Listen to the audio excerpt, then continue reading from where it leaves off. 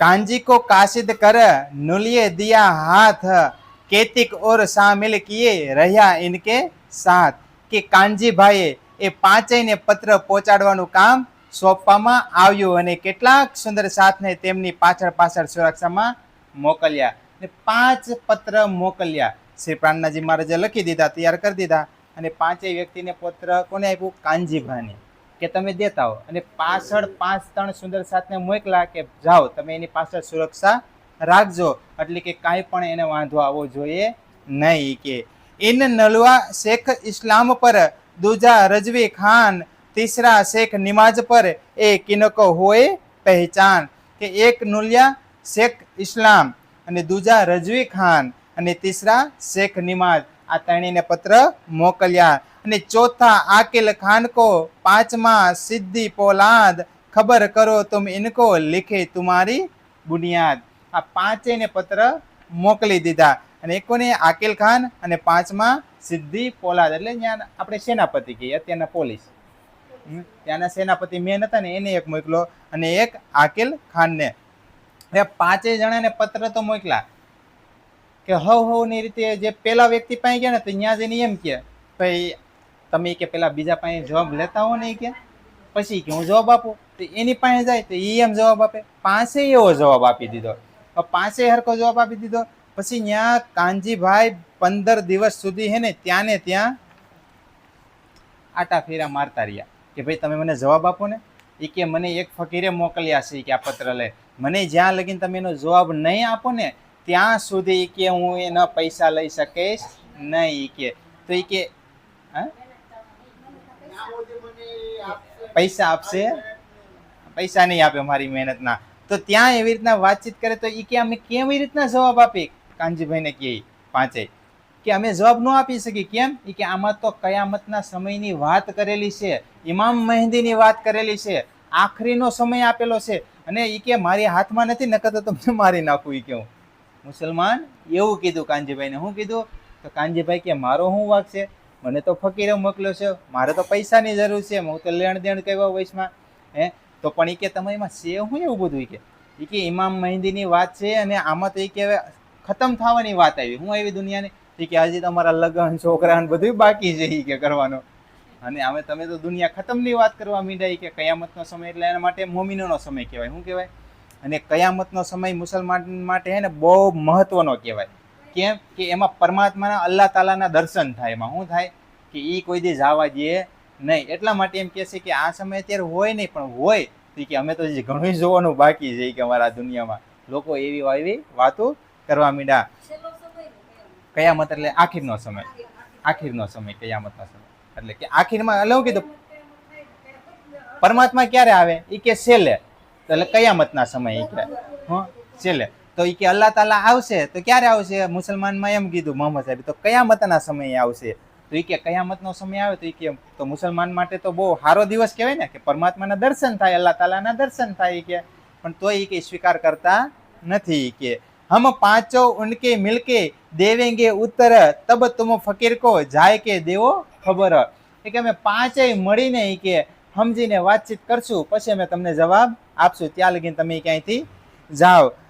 तब जवाब कांजी ने, तुम खबर करो सुल्तान, और आप ही जवाब देवेंगे उन्हें सब पहचान. ત્યારે સિદ્ધિ પોલાદ હતો ને, છેલ્લે જાતા જાતા ગયા 15 દી ધક્કા ખાધા પછી, તો સિદ્ધિ પોલાદે કીધું કે મને તો કુરાનની કઈ ખબર જ નથી. કે મને કોઈ ભક્તિ બાબતની વાત ખબર પડતી નથી, ઇસ્લામ ધર્મની. પણ મને હે ને કાંઈ પણ આમ તેમ કહેવાય જાય તો મારે કરતા ઊંધું છે, એટલે તમે આ પત્ર જ લઈ જાવ કે પાછો, મારે જોતો નથી. તો એ કે તો આનો જવાબ કોણ દેશે? એ કે જાગતા પીર તો ઔરંગઝેબ છે. કે કોણ છે? કે એને બધી ખબર હોય, કે બાકી કોઈને ખબર હોય નહીં. તો એ કે એક કામ કરો ને, તો એ કે તમે જ આ પત્ર ઔરંગઝેબને દઈ આવો ને. એ કે તમારું કામ થઈ જાય ને એનું કામ થઈ જાય.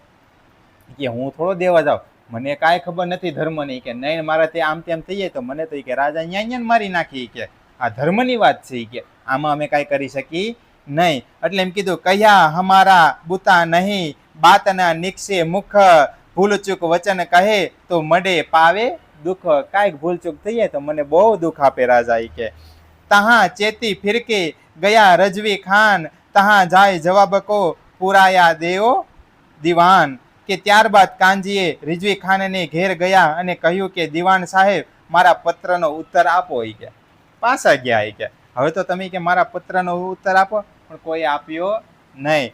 તબ જવાબ ઇને દિયા ક્યાં શાદી કરે હમ આए હે ક્યામત લાયા ચાહીએ મારમાં માર્યા તુમ. એ કે હવે હું તમને જવાબ આપું. એ કે મારે કે લગ્ન કરવાના, છોકરા કરવાના ઘણા સપના હતા, મહેલ કરવાના. ની કે તમે તો આવીને ચૂર ચૂર કરી નાખ્યા કયામતના નામે. કે આવ કે ઈત ભાત આજહી હોય કે આયા પાસ શ્રી રાજ જવાબ કોઈ ન દેવી બહુત ફિરા ઇનકાજ. ત્યારે કાનજી ભટ્ટ ફરીને પાછા શ્રી રાજજી મહારાજ પાસે ગયા, શ્રી પ્રાણનાજી મહારાજ પાસે. એ કે કોઈ કે વાત માનતું નથી. કે શું કરવું? એ કે બહુત ફિરા ઇનકાજ. કે કેટલાય ધક્કા ખાધા પણ કોઈ માનતું નથી. એટલે મહામત કહે સુનો મોમિનો એ નલિયો કી બીતક અબ કહો આગે પરયાન કી કહો સો હકીકત. કે આ બધી મેં જે પત્ર મોકલવાની વાત હતી ને સુંદર સાથને, કે એ મેં બધી વાત કરી કે મેં જગાવવા માટે મેં કેટલું કેટલું કાર્ય કર્યું કે ઔરંગઝેબને. હવે કે તમે આગળ પણ સાંભળો. એ કે ને રામચંદ્ર વકીલ કે ફિરે કોઈક દિન ચર્ચા સુનાઈ બહુતક ના દેખા અંકુર મોમિન. કે દિલ્હીમાં એક રામચંદ્ર વકીલ રહેતા હતા અને તેમના ઘરે શ્રીજી કેટલાક દિવસ સુધી ગયા અને તેમણે જાગૃત બુદ્ધિના તાતમ જ્ઞાન દ્વારા પરમધામ અને અક્ષરાથી ચર્ચા સંભળાવી, પરંતુ તેમાં બ્રહ્મ સૃષ્ટિનો લેશ માત્ર અંકુર જોવા ન મળ્યો. અહીંયા રામચંદ્ર વકીલ કે ફિરે કોઈ દિન. હવે અહીંયા દિલ્હીમાં હતા એક રામચંદ્ર નામના. હવે સ્વયં રાજજી મહારાજ બેઠેલા ને શ્રી પ્રાણનાજી મહારાજની અંદર, અને તોય એમ કે ચર્ચા કરવા જતા તો શું કીધું કે અંકુર હતો નહીં, એટલે જાગ્યા નહીં. હવે આપણે એમ કહીએ, આપણે કહીએ ને બધા કે પછી વાત તો ઘણી કરી, સોસાયટીમાં કરીને ઘણી જાય ન્યાય કરી. હવે રાજજી મહારાજ જગાવતા હોય તો ન જાગે, તો આપણે જાગીએ કોઈ ન જાગે. એટલે જાગે પણ શું કીધું મહામતી કે અંકુર છે ને એ જાગીએ છે. એટલે મહામતી પ્રાણના સ્વામી અહીં વાત શું કરે, સોગડ કરી વાત કરતા રહ્યો, વાત કરતા રહીશો. અંકુર છે એ પકડી લે છે, નહીં હોય તો એ હાલતા ને આપણે હાલતા, બંને હાલતા. પ્રાણનાજી મહારાજ નહોતા કરતા, સમજે તો ઠીક છે, નકર આગળ જગાવતા. પછી આ જ રીતની સ્થિતિ આપણે લેવાની છે. જાગે તો ઠીક છે. એટલે ઉદ્ધવ દાસ ગોડિયા બડા ભાઈ ગંગા રામ દોએ દિન સેવા કરી ઇત પાયા વિશ્રામ. કે ગંગારામના મોટા ભાઈ ઉદ્ધવદાસ ગોડિયાએ શ્રીજીને ચર્ચા સંભળાવીને 2 દિવસ સુધી સેવા કરી અને તેમાં જ શાંતિ પ્રાપ્ત કરી લીધી. હવે અહીંયા એક બીજા સુંદર સાથ હતા, ગંગારામ મોટા ભાઈ ઉદ્ધવદાસ હતા, કે 2 દિવસ જ ચર્ચા કરી એને. ત્યાં તો કે આત્મા જાગૃત થઈ ગઈ અને તરત સેવા કરવા માંડ્યા. અને સુંદરી એક સન્યાસીન મિલે રેતી મેં આય દીદાર કર પીછે ફિરે ઓર નજરો નો આયા તાય. એક સુંદરી રસ્તામાં જતા હોય ને, એક સુંદરી હતી, એને જોયા પ્રાણનાજી મહારાજને. ત્યાં તો મન મસ્તક મૂકીને બધું પેમાં મગ્ન થઈ ગયા કે ઓહો આવું તેજસ હોય કે હું. એટલે કીધું સુંદરી નામની એક સંન્યાસીની હતી અને તે સ્વામીજીને યમુનાજીના કિનારે મળી અને તે સ્વામીજીના દર્શન તથા તેમના સ્વરૂપની પહેચાન કરીને પાછી ફરી તો તેને નજરમાં બીજું કશુંય દેખાતું નહોતું. કીધું ને કે કશુંય ન દેખાણું. એકવાર દર્શન થઈ ગયા ને એટલે પ્રાણનાજી મહારાજ કેવા હતા, સંન્યાસી હતા પાછા, ઘર બાર વાળા. એમ કીધું એક સુંદરી સંન્યાસી. એટલે કે માસ દોયે નલિયો મીને કિયા ગુજરાન ઈત પહોંચાવને પેગામ કો દાવત જો ક્યામત. કે પત્રો દ્વારા ક્યામતના જાહેર થવાની વાત 11મી સદીમાં ઇમામ મહેદીના આગમનનો સંદેશો અને કુરાનની હકીકતો ઔરંગઝેબ સુધી પહોંચાડી તેની આત્માને જાગૃત કરવાના પ્રયાસો અહીં 2 માસ વ્યતીત થઈ ગયા. 2 મહિના, કેટલા 2 મહિના વ્યતીત થઈ ગયા જાગણી કાર્ય કરતા કરતા, તોય કાંઈ જાગણી કાર્ય થયું નહીં. હવે કેટલી કોશિશ કરી છે મહામતી પ્રાણનાથે, ઓછી કરી છે. અને આપણે તો અહીંયા સામાન્ય વ્યક્તિને જગાડવાના, હવે એને તો રાજાને જગાડવાના. એના આજુબાજુના સેનાપતિ હોય એને આપણે જેમ કે એક કે ધીરુભાઈ અંબાણીને જગાડવા, એના જેવું કામકાજ. એને મળવા જઈએ આપણે કોઈ, એને જઈને જગાડવા, મોદીને જગાડવા, એના જેવું કામકાજ છે આ. 7 कैतिक दिल्ली का और कैतिक महाराज मसलत કરી બાગ में क्यों એ પાવે ખબર. કે કેટલાક દિલ્હીના સ્થાનિક સુંદર સાથ હતા અને તો કેટલાક શ્રીજી સાથે ઘર બાર છોડીને આવ્યા હતા. તે સૌ સમર્પિત સુંદર સાથે ઔરંગઝેબને સંદેશ પહોંચાડવાની વાત ચર્ચા વિચારમાં કરી. હવે અહીંયા શ્રી લાલદાસજી મહારાજે અને શ્રી પ્રાણનાથજી મહારાજે વાતચીત કરીને કીધું કે ભાઈ આપણે ઔરંગઝેબ રાજાને જગાવવાનો તો છે, તો આપણે કે એક કામ કરી તો બધાય સુંદર સાથની વિચારધારણા લઈએ તો આપણે કઈ કઈ રીતે આપણે ઉપયોગી થાય. કેમ કે એવું જરૂરી જ નથી કે આપણી પાસે સર્વશ્રેષ્ઠ વિચાર હોય. સુંદર સાથ પાસે એ છે કે આપણે બધાને ખુલ્લા વિચાર મૂકો કે એમ. એટલે એમ કીધું કે એક બાદ દિલ્હી મેં लियो तुम्हारी बितक श्री देवचंद्र तुम पर भेज दिया है हक.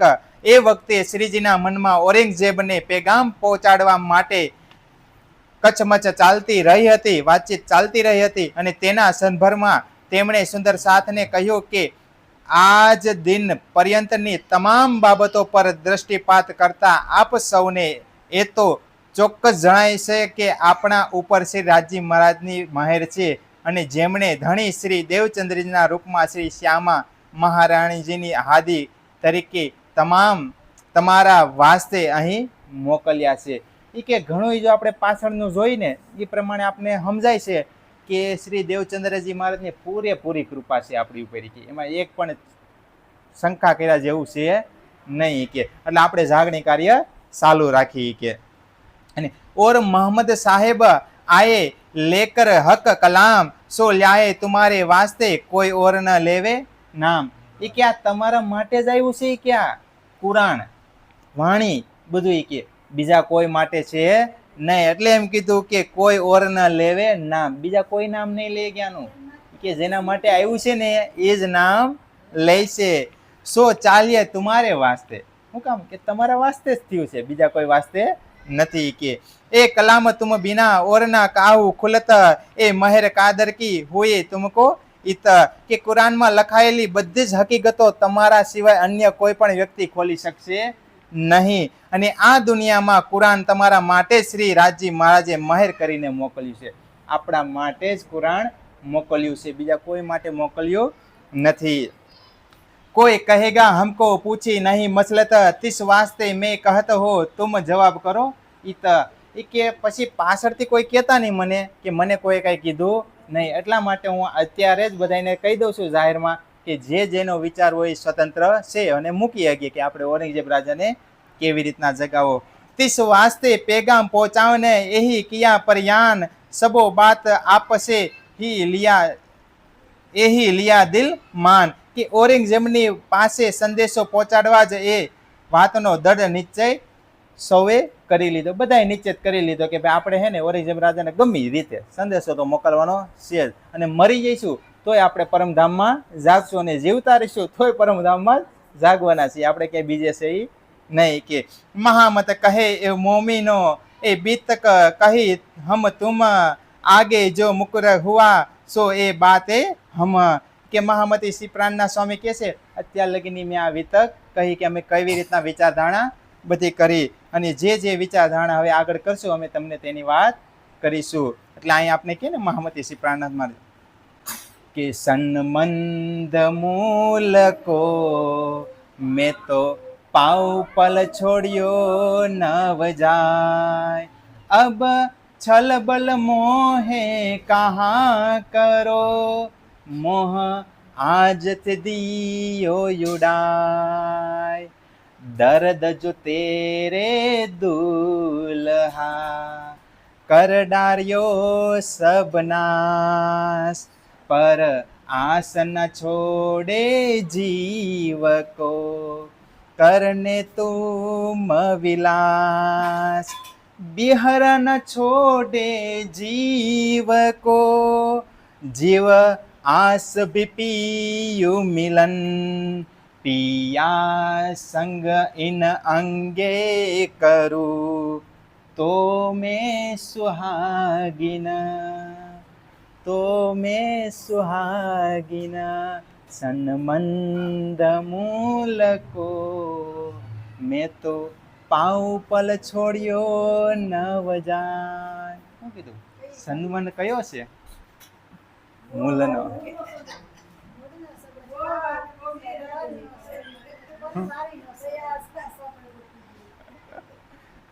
આ સોપાઈનો કેટલો મહત્વ છે ખબર છે? આનો અર્થ ઉતરે ને કે છલ બલ મોહે અબ કરું કે કહા કરું કે મારી અંદર કે છલ બલ હતું ને તમે બધું હટાવી દીધું કે કાંઈ રહેવા દીધું નહીં. અને મોહ આજથી દિયો ઉડાય કે બધું ઉડાવી દીધું કે રાજી મહારાજ તમે કે હવે તો એક જ તમે વધ્યા. જે અંકુર હતું ને પરમધામનું એ જ વધ્યું, હવે બીજું કાંઈ વધ્યું નહીં. દર્દ જો તેરે દુલ્હા કર ડાર્યો સબ નાશ. દર્દ વિહર પેદા થાય ને પરમાત્માનો તો બધુંય પડીને રાખ થઈ જાય. શું થઈ જાય? આખી દુનિયા. પછી એમાં ગમે હોય ને કોઈ ફરક ન પડે. ત્યારે ગંગા સતીબાઈ કહે છે કે કેવી રીતના રહેવું જોઈએ ભક્તિવાળા વ્યક્તિને. તો એણે કીધું કે એકાંતમાં રહેવું જોઈએ. અને કેવી રીતના રહેવું જોઈએ કે એને કોઈની પરવા ન કરવી જોઈએ. અને જે પરવા કરે ને એ ભક્તિવાળો ન હોય કે શું કીધું એને? એ કોઈની પરવા ન કરે. જે ભક્તિવાળો ને જે થતું એ ભલે થાય કે એને કહેવાય ભક્તિવાળા. જે પરવા કરે તો એ કે પરમાત્મા માટે છોડ્યું જ નથી હજી કાંઈ કે એટલે એમ કીધું કે પર આસના છોડે જીવ કો કરને તુમ વિલાસ. કે જીવ છે ને એ આશા નથી છોડતો પરમાત્માને મળવાની, એકદમ મળવા માટે તૈયાર છે. પણ બિહરા ના છોડે જીવ કો જીવ આસ ભી પીયું મિલન. આ વિહર છે ને એ પિયુજીને છોડતો નથી. અને જીવ આસ ભી પીયું મિલન. કે વીર અને જીવ બંને દોડ લગાવે છે પરમાત્માને મળવાની. પણ કે જીવ પણ આશામાં બંધાયેલો છે, મારે દર્શન કરવા છે. એ કે વીર તો જવાનો છે, તો જીવ પણ આશાએ બંધાઈ ગયો કે મારે પણ દર્શન કરવા છે. પિયા સંગે ઇન અંગે કરું તો મેં સુહાગીના. પિયાને હું મારા અંગે અંગમાં સંગે સંગમાં જો હું કરું ને તો જ હું હાસી સુહાગીના કેવાવ, નહીતર નહીં. હું કે લાગી લડાઈ આપ મેં, લાગી લડાઈ આપ મેં એક બિહરા દૂજી આજ. એ ભી બિહરા પિયુ કા આસ ભી પિયુ વિલાસ. કે લાગી લગાઈ આપને. કોને લગાવ્યા આપને? રાજી મહારાજે જ લગાવ્યા આપને. કે તમે જ મને લગાવી છે કે અહીંયા કે હું એક બિહરા દૂજી આસ. ઈ પણ તમે જ આપ્યું છે. વીર અને આશા બંને તમારી જ છે. કે એ ભી બિહરા પિયુ કા આજ ભી પિયુ વિલાસ. કે તમારો જ વીર આપેલો ને તમારો જ વિલાસ. મેં કહાવત હો સુહાગની જો બિહરા ના દેવું જીવ. આ ચોપાઈ બહુ મહત્વની હો. કે મેં કહાવત હો સુહાગની.